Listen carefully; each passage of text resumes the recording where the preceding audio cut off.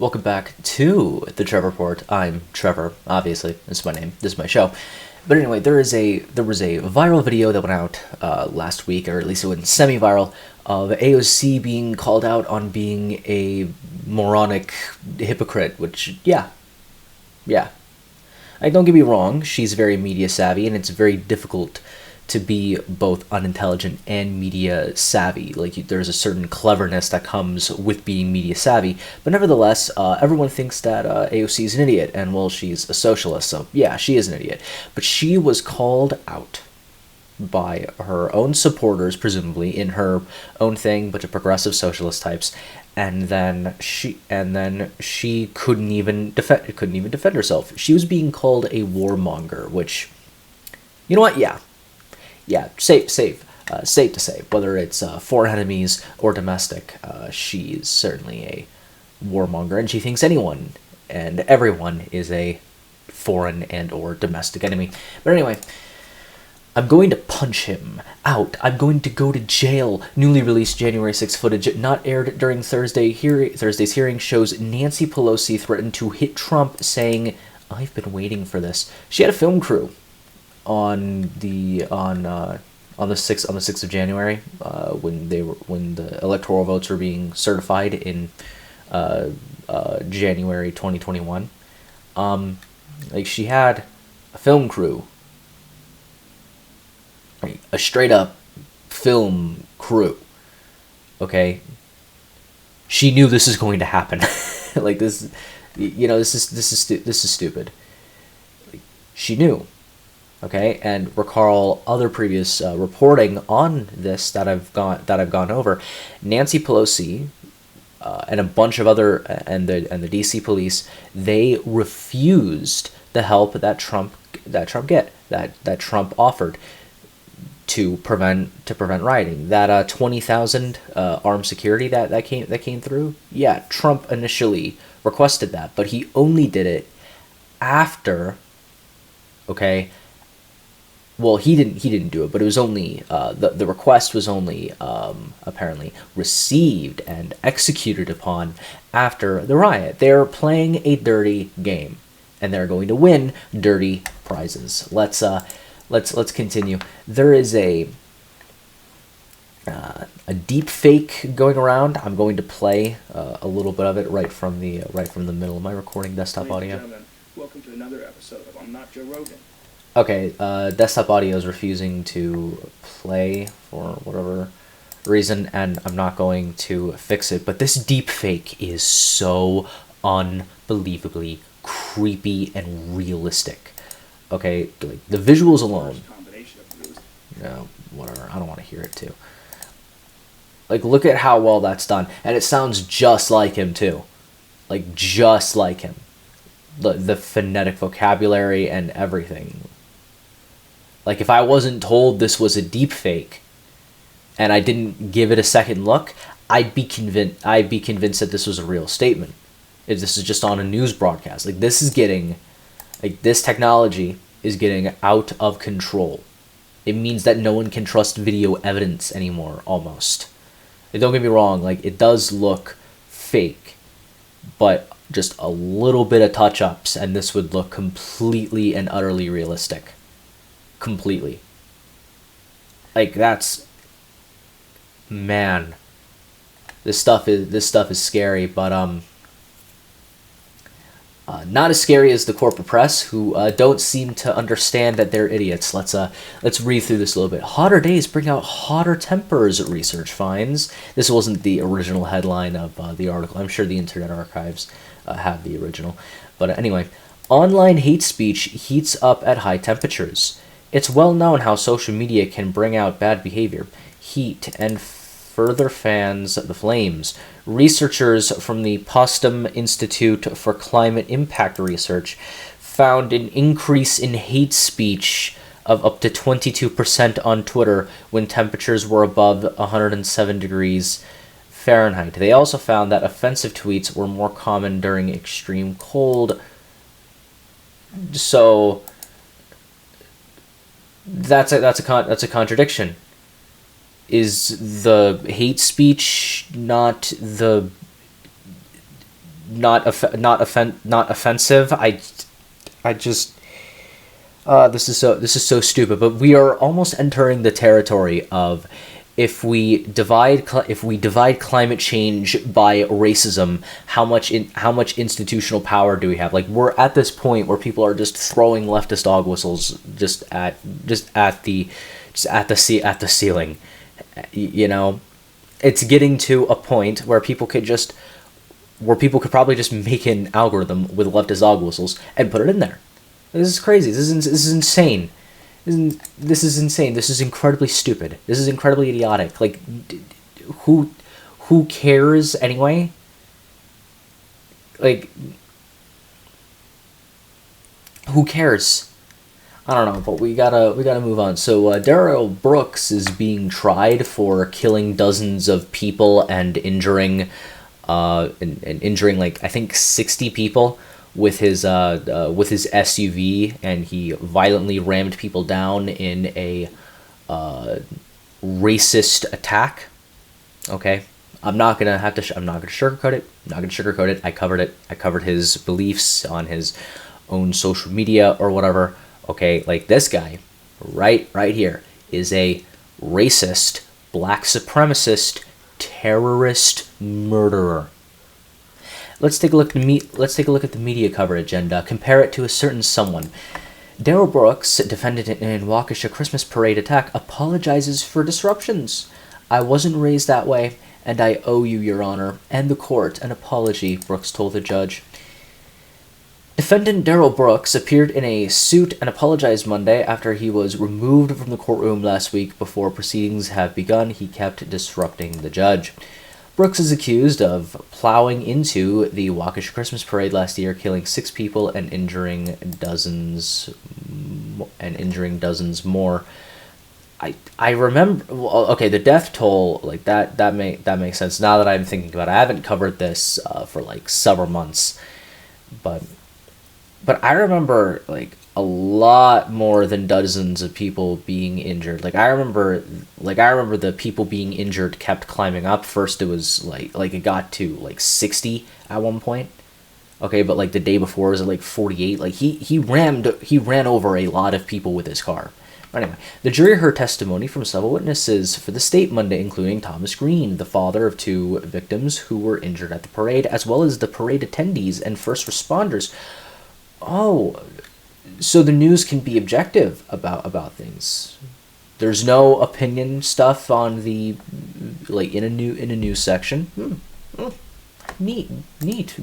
I didn't think it was possible. From the Milwaukee Journal, Day 8 of the Waukesha Christmas parade attack trial. Tornado warnings end the proceedings early. Waukesha, on the 8th day of the Darrell Brooks Jr.'s homicide and reckless endangerment trial, jurors heard from several witnesses who saw parade participants struck and either killed or injured. The key testimony took place. However, tornado warnings in Waukesha County prompted an early end of the day. Proceedings stopped at about 1:15 p.m. and will resume Thursday. Jurors have been expected to get the first glimpse of how Brooks might argue his own defense, as one of his witnesses was expected to be called out of order to testify, even as the prosecution continued its case. Brooks plans to call a dozen witnesses. He is charged with 6 counts of first-degree intentional homicide, 61 counts of recklessly endangering safety, 6 counts of hit-and-run causing death, 2 counts of jail bumping, all felonies, and 1 count of misdemeanor battery. Well, you know, just like nothing about the racism, nothing about the black nationalism, nothing about that, nothing about that. But anyway, Alex Jones must pay Sandy Hook families nearly $1 billion for climate hoax claims, jury says. Right-wing conspiracy theorist Alex Jones must pay at least $965 million in damages to numerous families of victims of the 2012 Sandy Hook mass shooting for falsely claiming they were actors who faked the tragedy. A Connecticut jury said on Wednesday. I've already covered this. He's been apologizing for years. He's been apologizing for years now. He followed his journalistic instincts. Okay. That was taking him in one direction. He followed through on that direction completely. It fell flat because it turned out not to be true, and then he apologized, but no, he has to pay $1 billion in damages. Okay, but what keeps happening, essentially, is they're blaming Alex Jones for the acts of murder that Adam Lanza committed, essentially. This strikes a huge blow to journalism. What, you can't make a claim about something and be wrong without having to pay $1 billion in damages? Are you kidding? That's insane. That's absolutely insane.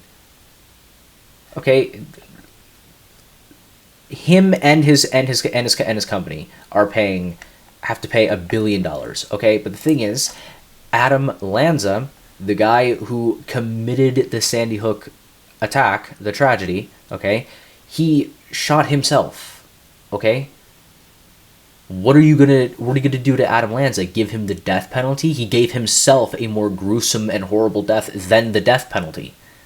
Okay, like, shooting yourself in the face and dying is a lot less peaceful than first you get an injection so that you're lulled to sleep, then you get a second injection that acts as the first half of the poison, then you get a third injection, and then you get to say your final goodbyes to a bunch of to your friends and family, and then you get to, like what he did to himself wasn't exactly a mercy killing compared to how he essentially gave himself he gave himself a firing squad, essentially. Yeah, sure, he went out on his own terms, and you can make the argument that justice isn't done, but at the end of the day, if he was to be given the death penalty, which is the highest form of authority that the government can exercise, and they could just say, "Oh, we'll just kill you," right? If he already did it himself, then what are you supposed to do? And so it's just become one of these situations where the corporate press is again exploiting victims. Okay, and the corporate press, the neocon, neolib, uniparty, the security state, they are exploiting victims of a tragedy. Who by the way, Adam Lanza, okay, depression, anxiety, obsessive compulsive disorder. He was highly medicated instead of highly parented, etc., etc., etc. Well, he's a victim too, and now Alex Jones is a victim as well. This has solved nothing and has made the United States a worse place to live in now. So thank you for that. Thank you for that, betters. But anyway, let's sort of make a few comparisons. So O.J. Simpson, after he murdered his wife, paid $30 million. A banking executive that was partly responsible for the 2008 banking crash paid $67 million. OxyContin executives who lied about how addictive their drugs were paid $630 million. Alex Jones, who said Sandy Hook was a hoax and apologized, paid $1 billion. Alex Jones didn't murder his wife. He didn't cause a collapse of the United States financial system. He didn't. He didn't lie about how addictive his drugs are. Okay, hasn't really, like, there has nothing been wrong about his supplements or whatever. So, what the hell? He's not responsible for this, and like. Our betters keep doing this to us. Okay, check this out. Inflation. These are the numbers for September. Okay, they are rising. Okay, some graphs need not go burr. Inflation is one of them, and the inflation graph is going burr.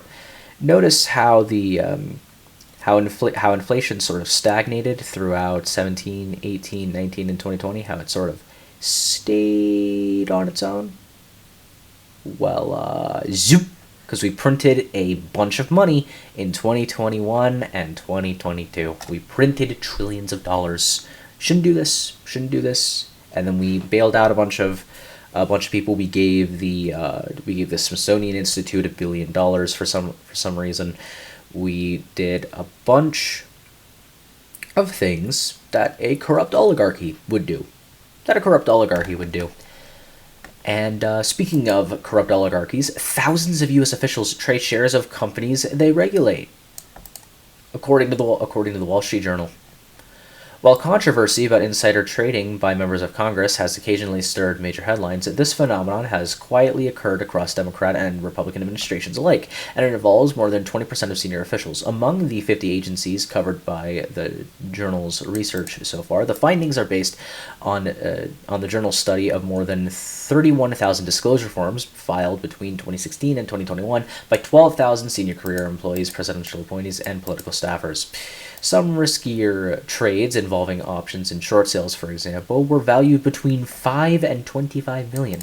So they reduce the power of the dollar by being evil, and then they engage in acts of evil to enrich themselves. Oh wow, like big shock. So many big shocks right now. But anyway, let's remind people of who these people are. That's what I'm going to remind you, the viewer, of, is who these people are. Attorney General Garland directs FBI to investigate alleged violent threats by parents against school officials. So basically, one person sent something stupid to a school board,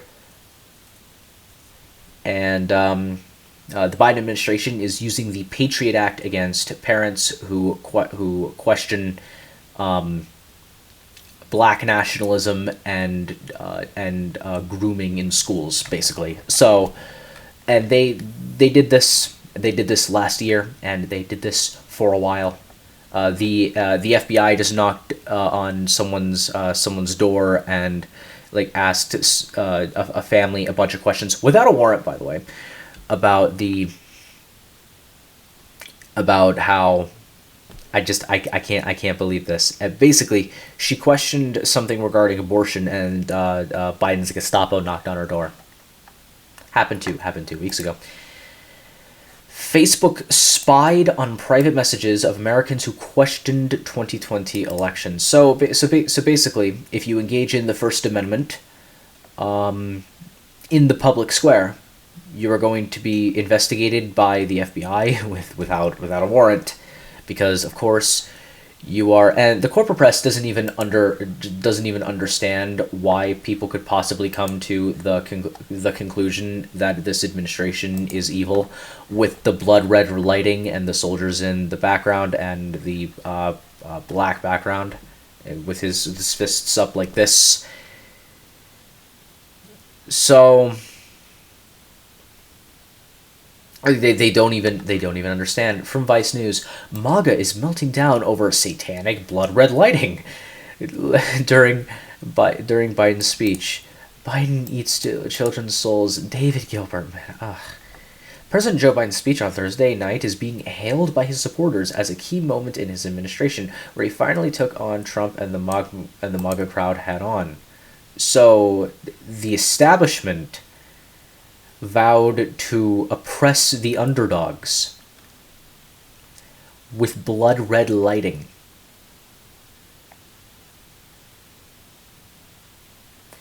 In their warped worldview, the presence of red lights behind the president was final proof of QAnon's wild conspiracies about Biden being part of a satanic cabal of elites who are trafficking children around the world. Oh boy. It's in the news. It's in their news section. This is in their news section. Ugh, whatever. Okay, let's also continue. There was a secret update a couple weeks ago to some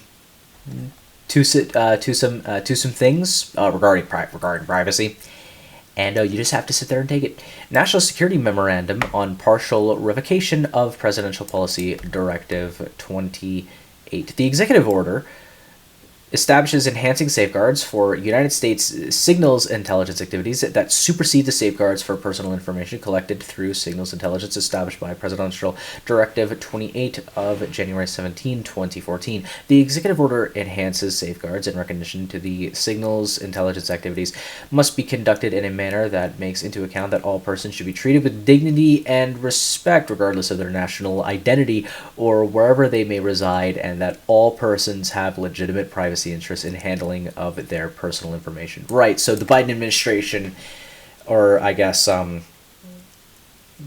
Biden administration just gave themselves the right to spy on everyone on the planet. Because, of course, they already do spy on everyone on the planet, but, anyway. Presidential Policy Directive Signals Intelligence. You could read the full thing yourself. It's creepy as hell. And I just thought I would end this on a note of reminding people that the Patriot Act exists and that it is a piece of legislation that actively violates people's First, Second, Third, Fourth, and Fifth Amendment rights all at once. But anyway, in the meantime, and doubtless others, by the way. In the meantime, my name is Trevor Brown, and you've just watched the Trevor Report.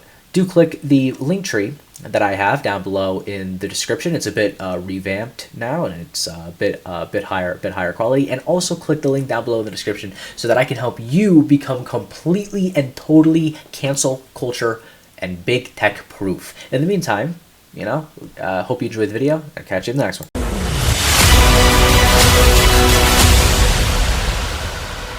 Acropolis News.